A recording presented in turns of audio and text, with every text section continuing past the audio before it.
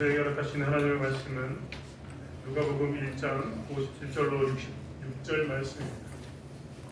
누가복음 1장 57절로 66절 말씀.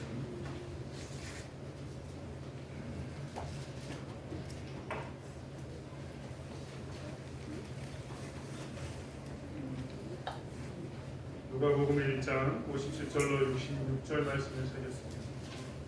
한 목소리와 함께 합독하길 원합니다. 누가복음 1장 57절로 66절 말씀입니다.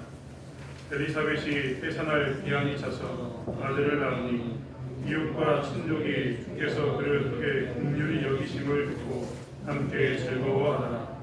8일이 되매 아이를 할례하러 와서 그 아버지의 이름을 따라 사가랴라 하고자 하더니 그 어머니가 대답하여 이르되 아니라 요한이라 할 것이라 하니 그들이 이르되 내 친족 중에 이 이름으로 이름한 이가 없다 하고 내 아버지께 뭉치다여 무엇으로 이름을 지으려 하는가 물으니 그가 서판을 달라하여 그 이름을 요한이라 하심에 다 놀랍게 여기더라. 이에 그 입이 곧 열리고 혀가 풀리며 말을 하여 하나님을 찬송하니 그 근처에 사는 자가 다 두려워하고 이 모든 말이 온 유대 산골에 퍼지네. 듣는 사람이 다 이 말을 마음에 두며 이르되 이 아이가 장차 어찌 될까 하니 이는 주의 손이 그와 함께 하심이라나. 아멘. 편안하셨습니까? 눈이 정말 왔습니다. 사실 걱정 많이 했습니다. 날씨가 추워서 스페셜리 걱정도 많이 하고 혹시 불편함도 없었을까 걱정도 했습니다. 새벽에는 차량 운행을 굳이 하지 않았습니다. 집사님들 차량 운행 하신다고 하는데 차량을 하지 말자라고 서로 이야기하면서 혹시 넘어질까 걱정했는데 여러분 건강하게 잘 계셨다고 오시니까 감사합니다. 혹시라도 무슨 일이 있으면 항상 교회에 연락하시면 됩니다. 주보에 전화번호 있으니까 저에게 연락해 주시면 제가 항상 달려갈 수 있도록 하겠습니다. 성탄절이 다가오고 있습니다. 성탄절이 다가오고 있는데 성탄절 느낌이 좀 나십니까? 요즘 저는 성탄절 느낌을 전혀 못 느끼고 있습니다. 첫 번째로는 코로나 때문입니다. 코로나가 모든 기쁨을 빼앗아갔습니다. 성탄절인데 분명히 우리가 성탄트리도 만들고 밖에 불도 켜고 하는데 성탄절 느낌 하나도 안 듭니다. 맨날 안전문자 와가지고 하는 이야기가 몇 명 걸렸다, 몇 명 걸렸다, 조심해라. 그래서 조심하고 있습니다. 분명히 걸리는 것은 우리 책임이 아닙니다. 정말 우리 책임이겠습니까?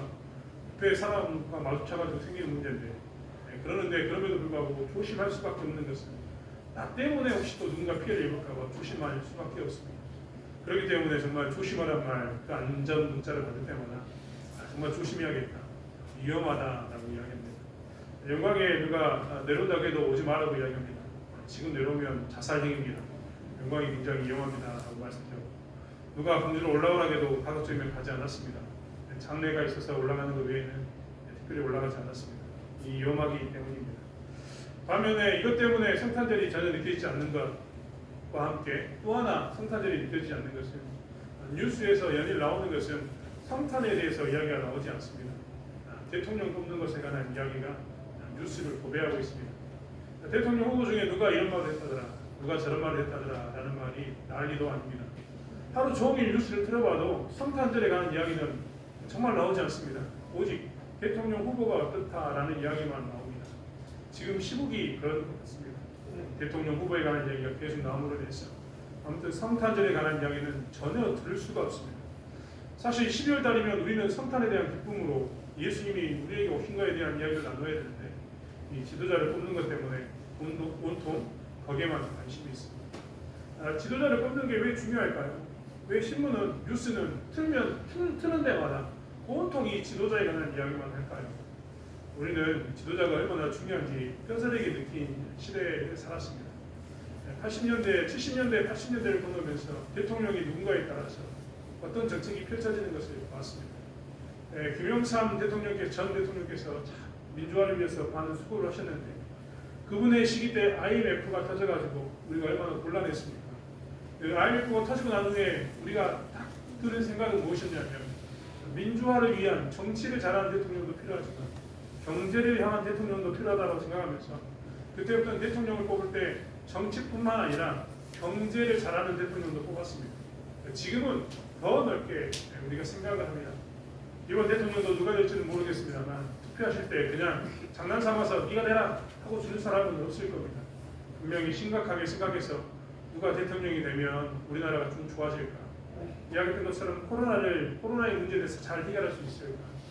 코로나 때문에 경기가 정말 힘든데 이걸 누가 잘 할 수 있을까? 물가가 계속 올라가고 있는데 이 월급값을 누가 잡아줄 수 있을까?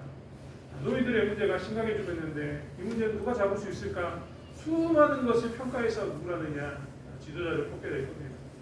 사실 우리는 지도자를 뽑을 때마다 좀 전에 됐던 것처럼 정치만 잘하는 지도자를 뽑는 게 아니라 시대마다 그 시대의 상황의 문제를 해결할 수 있는 사람을 항상 뽑으려고 합니다.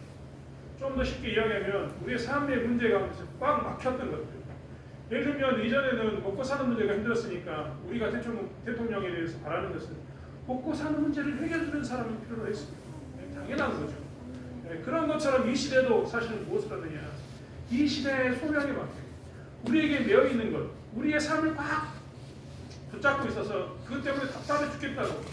요 문제만 해결되면 내가 좀 쉽겠는데 요 문제가 해결되지 않아서 힘들어 죽겠다라고 생각하는 그 문제를 아주 잘 풀어서 해결해 줄 수 있는 사람, 그 사람을 우리는 지금 대통령으로 아마 뽑으려고 맘먹고 있을 겁니다. 소위 좀 더 이야기하면 나의 매여있는 문제를 해결할 수 있는 그 사람을 지도자로 뽑으려고 한다는 겁니다. 좀 말이 과장되는 것처럼 보이지만 내가 물에 빠져 있을 때 나의 생명을 구원할 수 있는 사람이 나에게 누구냐? 구원자입니다. 나의 생명을 살려줬기 때문에 나를 구원해 준 사람 아니겠습니까? 내가 불난집에 들어있는데 그 화재로부터 나를 구해줬다. 그 또한 누굽니까? 화재로부터 나의 목숨을 살려줬기 때문에 구원자입니다.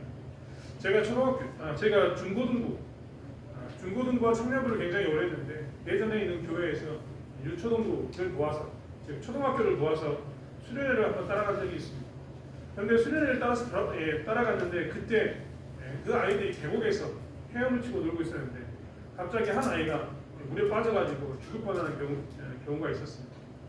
그냥 아이들이 갈 길에 낮은 곳이라서 선생님들이 신경을 안 쓰고 있었는데 아마 불삭기가 모래를 파갔나 봅니다. 모래를 파가지고 거기만 이렇게 쑥 들어가 버리니까 아이들이 빠져가지고 죽을 뻔한 적이 있습니다.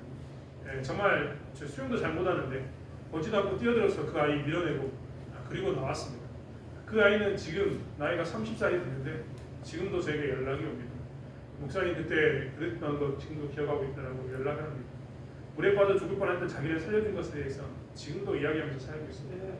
그만큼 물에 빠져 죽든지 불에 위협에 있든지 거기에서 나의 생명을 구원해주면 그때부터 그 사람을 우리는 구원자라고 이야기합니다.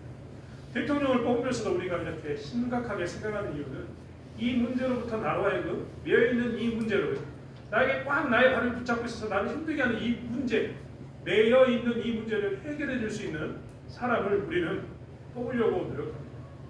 이스라엘도 마찬가지입니다. 이스라엘은요 기름을 붓는 일들이 있었습니다. 기름을 부었다 이 말은 아주 특별한 의미입니다. 이스라엘이 기름을 부었던 경우는 일종의 그들에게 구원자, 매여있는 것을 풀어줄 수 있는 사람에게 기름을 부었습니다. 기름 부는 것 한번 생각해 보십시오. 왕에게 기름을 부었는데요. 이스라엘은 왕에게 기름을 부었는데 왕에게 기름을 부었던 이유는 뭐냐면 그들이 정치적으로 그 왕이 정치적으로 하나님의 나라를 이룰 것을 기대했기 때문에 정치적인 구원자로 그런 거였을까요? 기름을 부었던 겁니다.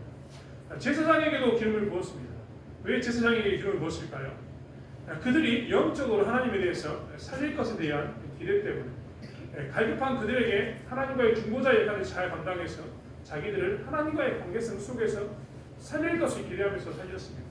기름을 부었습니다.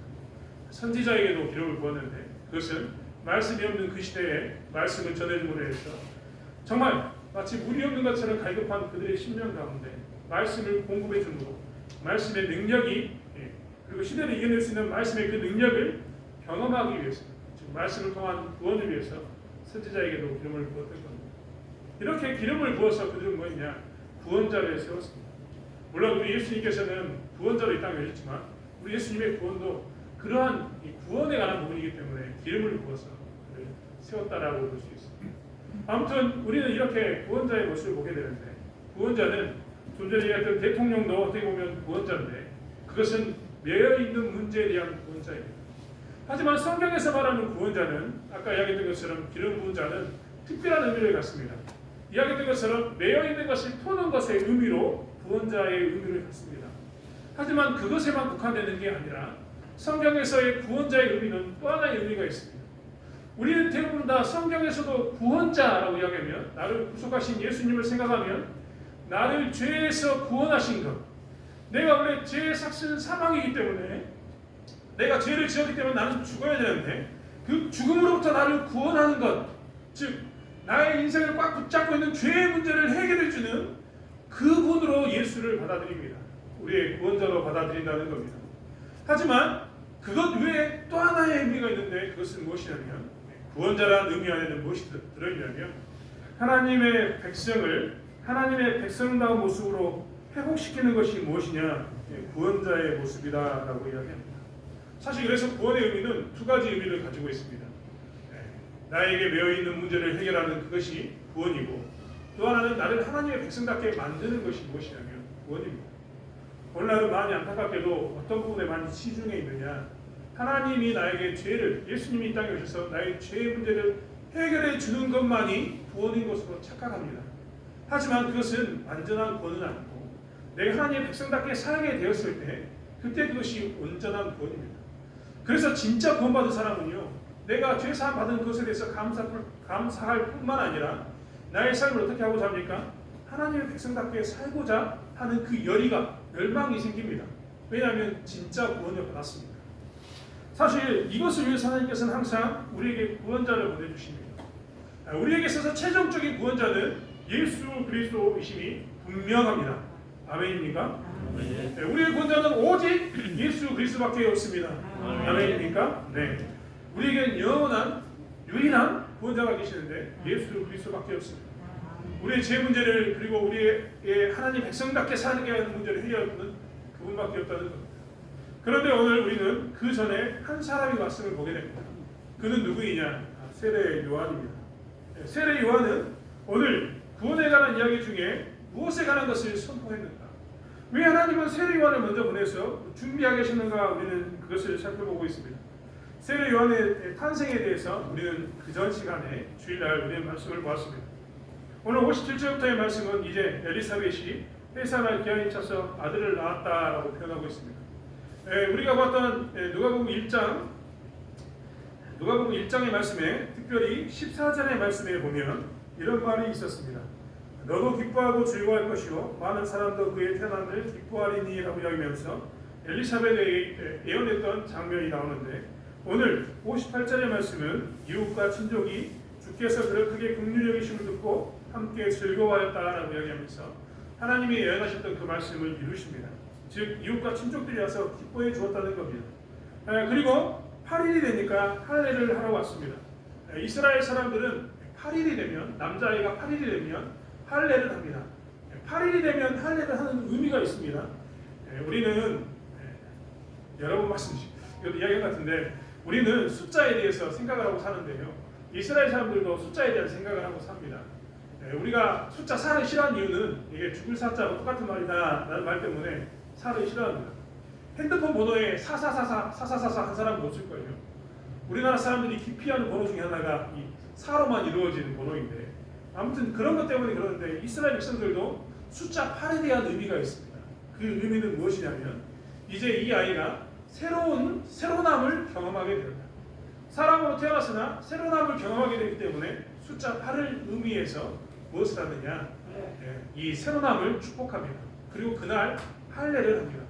마치 우리가 예전에 아이를 낳으면 바로 이 호적에 올리지 않고 한 1년, 2년 지켜보다가 얘가 살겠다 싶으면 호적에 올리는 것처럼 이스라엘은 7일 동안 지켜보고 난 후에 8일째 이 아이는 진짜 하나님이 주셨다, 새로 났다라는 의미로 그들은 할례를 합니다. 그리고 난 후에 무엇을 하느냐? 이름을 짓습니다. 그날 이름을 짓습니다. 이름을 지을 때 그냥 짓는 사람은 아무도 없습니다. 오늘 이 친족들도 와서 이름을 지으라고 이야기합니다. 할례식에 이름을 지으라고 이야기하는데 그 이름을 뭐라고 지었느냐? 사가랴라 하자고 그들은 주장합니다. 원래 이스라엘은 사가랴 즉 자기 아버지의 이름을 따서 이름을 짓지는 않습니다. 여러분 생각해 보십시오. 집에 아버지의 이름을 부르면 동시에 반한다고 생각해 보십시오. 얼마나 웃깁니까? 저희 시골에서도 저희 아버님이 저희 시골 바깥에만 모여 산다고 이야기했지 않습니까? 저희 아버님이 석자 호자를 쓰시는데 저희 먼 친척 중에 하나가 자기 아들이 이름을 낳아서 이름을 똑같이 저희 아버지 이름과 똑같이 지어놨습니다. 문제가 생겼는데 뭐냐면 우체부가 주소도 확인하지 않고 실수입니다. 분명히 주소도 확인하지 않고 이름만 보고 어떻게 했냐면 이 이름은 이 집밖에 없다라고 이야기하면서 다 우리 집에 보냈습니다. 그래서 저희 아버지가 한동안 그 아이의 핸드폰 요금을 다 내주고 있었습니다. 제가 가서 정리를 했는데 이런 일이 생깁니다. 그렇지 않겠습니까? 그런데 집안에서 아버지 이름을 부른다고 생각해 보십시오. 제가 제 아들 이름을 진순이라고 지어놓고 있는데 그러면 저희 아버지가 만약에 진순아 하고 불렀습니다. 누가 대답해야 됩니까? 제가 대답해야 됩니까? 제 아들이 대답해야 됩니까? 이런 문제 때문에 이스라엘은 자기의 아버지 이름을 전혀 짓지 않습니다. 그런데 오늘 이렇게 지으라고 이야기했습니다. 보통 이스라엘은 어떻게 이름을 짓느냐?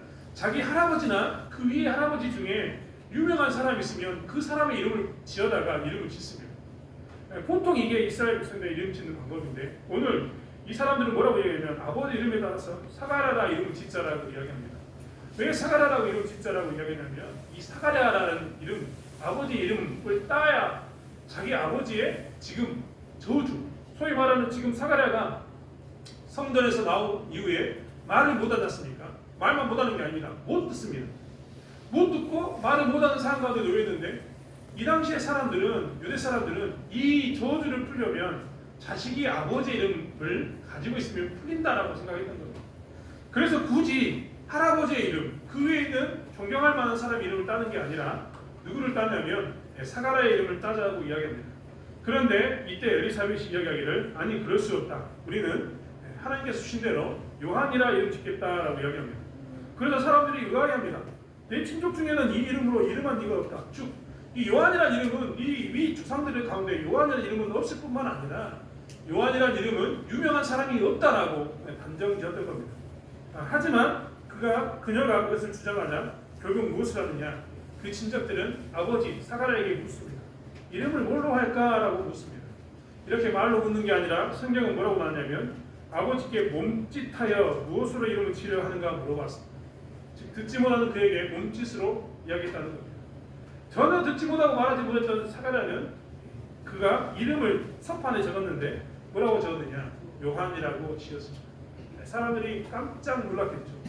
듣지 못하고 말하지 못한 그가 엘리사벳이 이야기한 것처럼 요한이라고 이름을 적으니까 자기 조상 중에 그런 사람이 없었는데 그런 유명한 사람이 없었고 그런 이름이 없었는데 요한이라는 이름을 적자 깜짝 놀랍니다. 그리고 이 이야기를 하는 순간 사가랴는 어떻게 되냐면 요한이라고 이름을 지었는데 그의 저주가 풀립니다. 유대 사람들의 입장에서는 사가랴라고 이름을 지어야지만 저주가 풀릴 줄 알았는데 요한이라고 이름을 지으니까 어떻게 되냐면 그가 드디어 말을 하고 혀가 풀렸다라고 이야기합니다. 그리고 하나님을 찬송하는 모습 가운데 있습니다. 이런 일이 이 산골에 나타나게 됩니다. 사람들이 기적을 경험하고 놀라운 이 일들을 경험했습니다. 그리고 세례 요한에게 기대했습니다. 무엇을 기대했느냐? 드디어 40년 동안 끊어졌던 하나님의 역사가 나타나지 않을까 그들은 기대했던 겁니다. 그래서 그들이 이야기하기를 이 아이가 장차 어찌 될까 하는 생각을 했습니다. 그런데 그냥 생각만 하는 게 아닙니다. 66절에 보면 듣는 사람이 다 이 말을 마음에 두었습니다. 그 말을 마음에 두었다는 겁니다. 그리고 세례 요한을 보면서 이 아이는 어떻게 될까? 이 아이가 하나님의 이 기적 가운데 태어나게 되는데 이 아이가 앞으로 무엇을 할까에 대한 기대감을 가지고 그 아이를 지켜보기 시작했습니다. 40년 동안 끊어졌던 선지자로서의 역할을 이제 드디어 누군가 할 것 같은 느낌 가운데 기대감을 가지고 이 아이를 지켜보았다는 겁니다. 그 아이가 했던 것은 무엇이었을까? 우리가 처음 나눴던 것처럼 그 아이는 구원을 선포합니다. 예수님의 오실 것을 선포하면서 그 아이는 무엇을 선포하냐면 구원에 관한 것을 선포합니다. 우리가 구원에 관해서 두 가지가 있다고 이야기했습니다. 며 있는 것을 풀어주는 게 구원이고 하나님의 백성답게 사는 게 구원이라고 이야기했는데 세례 요한은 먼저 와서 뭐라고 이야기하냐면 세례 요한은 하나님을 향한 백성다운 삶을 회복할 것을 선포합니다. 3장 10절부터 14절의 말씀을 보면 누가복음 3장 10절부터 14절의 말씀을 보면 세례 요한의 말을 들었던 사람들 이 아이가 장차 어떻게 될까 하고 마음에 두었던 그들이 세례 요한의 말을 듣고 어떻게 표현했느냐. 우리가 물어 이르되 그러면 우리가 무엇을 하리까. 그들이 묻습니다. 14절에 보면 군인들도 물어 이르되 우리는 무엇을 하리까 라고 세례 요한에게 묻습니다.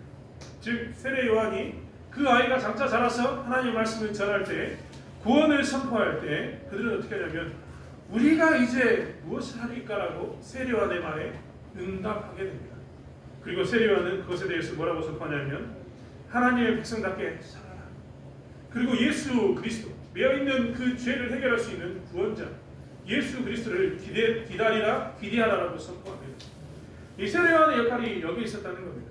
이 아이가 어떻게 될까 하고 마음에 담아뒀던 사람들은 이 아이를 통해서 나오는 이 음성에 귀 기울였습니다. 그리고 그 아이를 통해서 나왔던 그 말에 귀 기울임으로 해서 어떻게 됐냐? 그들은 구원의 자리로 나갈 수 있었습니다. 사실 우리는 알고 있어야 합니다.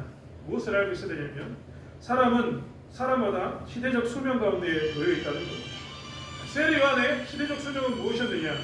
구원을 선포하는 것이었습니다. 그리고 그 구원의 선포 가운데는 무엇이 있었느냐? 하나님의 백성으로서 어떻게 살 것인가에 대한 이야기가 들어있었고, 내 다음에 오시는 예수 그리스도에 대한 것에 대한 선포가 들어있었습니다. 즉 세례 요한의 소명은 이 아이가 장차 어찌 될까라고 했던 그들, 그 아이가 장차 어찌 될까 하고 그 아이에 대해서 마음에 들면서 기다렸던 그들이 그의 말을 들으면서 그 말에 반응할 것을 알았던 그들, 그 삶 가운데는 무엇이 있었느냐? 세례 요한의 시대적 소명이 있었던 겁니다. 우리는 시대적 소명이 항상 이야기했던 것처럼 메인 것에서 회복하는 것, 그리고 하나님을 향한 백성다운 모습으로 회복되는 것이 있다는 것을 놓쳐서는 되지 않습니다. 많은 사람들은 대통령을 뽑을 때처럼 자꾸 내 삶의 문제를 해결해 주는 것이 한 사람의 시대적 소명이다라고 생각할 때가 많습니다. 여러분 그렇지 않습니까? 대통령을 뽑을 때도 이 어려운 문제를 해결해 주는 것이 대통령의 시대적 소명이다라고 이야기합니다. 그것은 세상 사람들이 말하는 시대적 소명입니다. 대통령을 뽑을 때는 반드시 그것만 봐야 합니다. 하지만 우리가 우리의 시대적 소명과 우리의 자녀들에 대한 시대적 소명을 볼 때에는 무엇을 봐야 되느냐? 그 시대적 소명 안에는 그것만 있어서는 절대 되지 않는다는 겁니다. 여러분 한번 생각해 보십시오. 제가 새벽에 요즘 요셉을 보고 있는데 요셉의 시대적 소명은 무엇이었느냐? 하나님이 주신 그 뜻대로 곡식에 관한 문제를 해결해서 기근이 있었을 때 양식의 문제를 풀어줌으로 인해서 이스라엘 백성들을 보존하는 게 요셉의 시대적 소명이었습니다. 그리고 하나님의 금성을 들었던 요셉은 그 백성을 구원하기 위해서 애굽의 총리가 되어서 이스라엘 백성을 구원하기 위한 그 방편으로 애굽 사람도 살리는 시대적 소명을 감당했습니다. 문제를 해결해 주었다는 겁니다. 하지만 그게 요셉의 삶의 최종적인 목표였습니까? 절대 그렇지 않습니다. 하나님께서는 요셉을 통해서 이스라엘 백성들을 보존하기를 원하셨고 그들을 다시 가나안 땅으로 돌려보내서 가나안 땅에서 하나님 나라를 이루는 소명을 이루기를 원하셨던 겁니다. 즉 삶의 문제를 해결하는 것으로 믿는 자의 시대적 소명이 끝나는 것이 아니라 삶의 문제뿐만 아니라 하나님이 주고자 하는 그 영적인 그 소명을 감당했을 때 믿는 자의 소명은 이루어지는 겁니다.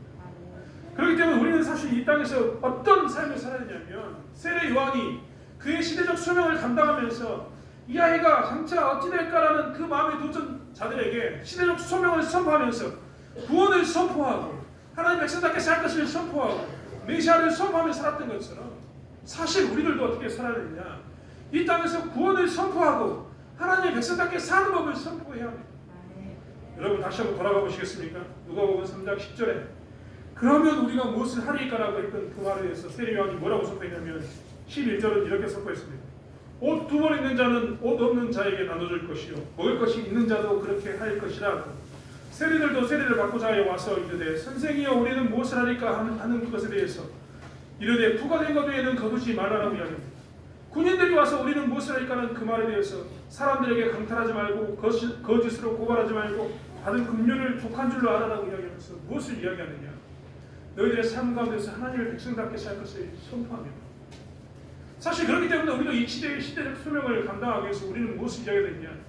하나님의 백성답게 사는 것에 대해서 관심을 두고 어떻게 하면 하나님의 백성답게 살 것인가를 우리는 이야기해야 합니다. 물론 나의 삶 가운데 이것이 이루어지는 것 가운데서 선포되어져야 될 것이 마땅한 줄 압니다. 그 다음에 그가 15절에 보면 그 사람들은 뭐라고 하냐면 혹시 당신이 우리가 기다리던 그리스도입니까? 라고 이야기하니까 그는 이야기합니다. 아니다. 16절에 모든 사람들에게 대답하여 이르되 나는 물로 너희에게 세례를 베풀거니와 나보다 능력이 많으신 이가 오시나니 나는 그의 신발끈을 풀기도 감당하지 못하겠노라. 그는 성령과 불로 너희에게 세례를 베푸실 것이요 손에 키를 들고 자기의 타작마당을 정하게 하사 알고 공부와 국관에 드리고 쭉저기는 꺼지지 않는 불에 태우시리다 라고 선포합니다. 사실 우리는 이 시대적 소명을 감당하고 살아야 합니다. 우리의 자녀들에게도 우리가 도움을 줄 때 자녀들의 문제를 풀어주면서 우리가 이야기할 것은 무엇이냐면 부모로서 내가 자녀들이라는 이 사명을 감당해야 되지만 그때도 무엇을 해야 되냐면 그들에게 복음을 반드시 나눠야 합니다. 어떻게 사는 것이 구원이고 어떻게 사는 것이 하나님의 백성답게 사는가에 대해서 우리는 나눠야 된다는 겁니다. 이것이 우리가 가지고 있는 시대적 사명입니다. 우리가 우리의 마을 가운데서도 우리의 삶을 드러낼 때도 우리는 무엇을 하고 살아야 되느냐. 우리의 마을에서 우리는 우리의 삶 가운데서 무엇을 드러내야 되냐면 이 시대적 소명, 나의 사명을 드러내고 살아야 합니다. 예수 그리스도의 구원을 선포할 뿐만 아니라 하나님 백성답게 사는 것이 무엇인가에 대한 이 구원을 선포하고 살아야 할 것이 누구냐면 우리의 모습이라는 겁니다. 여러분 한번 생각해 보십시오. 마을에 사는 그 사람들은 나에 대해서 기대하고 있을까요? 기대하고 있지 않을까요? 이 말을 하면 굉장히 우습습니다만 사실 믿지 않는 사람은요 믿는 사람을 보면서 항상 무의식적이든 의식적이든 기대하고 삽니다. 저 사람은 예수 믿는 사람이니까 좀 다 다르게 살려. 저 사람은 예수 믿는 사람이니까 좀 더 내가 생각하는 바와 다른 결과를 가져오겠지라고 생각합니다. 그 기대가 있다는 겁니다. 그러면 우리는 어떻게 살아야 되냐? 그 기대에 대해서 우리의 소명을 감당하고 살아야 됩니다. 특별히 예수 믿는 것에 대해서 선포할 뿐만 아니라 하나님 백성답게 사는 것을 선포하며 사는 삶을 살아야 된다는 것입니다. 이것이 우리의 삶입니다. 여러분 세례 요한도 그렇습니다. 이렇게 그는 구원을 선포하고 하나님의 백성답게 사는 것을 선포했습니다. 그뿐만입니까? 세례 요한의 삶을 보십시오. 이 아이가 장차 어떻게 될까라고 고민했던 그들에게 보였던 세례 요한의 삶은요. 한편에서는 열렬히 환영을 받았지만 한편에서는 거절을 당하는 삶이었습니다. 많은 사람들이 한쪽에서는 세례 요한에 대해서 그럼 우리가 의할 거라고 이야기했지만 한편에서는 그의 목을 쳐서 죽이고자 했던 것이 세례 요한의 삶이었다는 것입니다. 즉 시대적 사명을 감당하기 위해서는 한편에서 받는 환영뿐만 아니라 한편에서 받는 거절도 우리는 경험하고 살아야 된다는 겁니다. 사실 사람이 사람에게 거절당하는 것만큼 사람에게 아픈 것은 없습니다. 내가 그에게 가까이 나가고 가까이 하려고 하는데 그 사람이 나를 싫다고 이야기할 때 그것처럼 상처가 되는 것은 없습니다. 하지만 그럼에도 불구하고 미움 받음에도 불구하고 우리는 어떻게 되느냐 이 시대적 소명을 감당해야 되는 것을 보게 됩니다. 많은 사람들이 우리에게 마치 세례 요한을 보면서 이 아이가 장차 어찌 될까라고 했던 기대를 가지고 삽니다. 그리고 우리는 그 기대에 부응해서 시대적 소명을 감당해야 되는 것을 너무나 잘 보고 있습니다. 사랑하는 성도 여러분, 처음 말씀드렸던 것처럼 이 시대는 지금 12월이 되어도 성탄에 대해서 이야기하지 않는 시대가 되었습니다. 많은 사람들이 코로나에 집중하고 있고 많은 사람들이 지도자를 뽑는 것에 집중하고 있습니다. 하지만 이러한 때에 우리에게 주어진 시대적 사명을 우리는 놓치지 않기를 원합니다. 우리는 여전히 예수 그리스도의 복음을 전해야 할 사람이고 우리는 성탄의 기쁨 가운데서 하나님의 백성답게 사는 것이 무엇인가를 증거하며 사는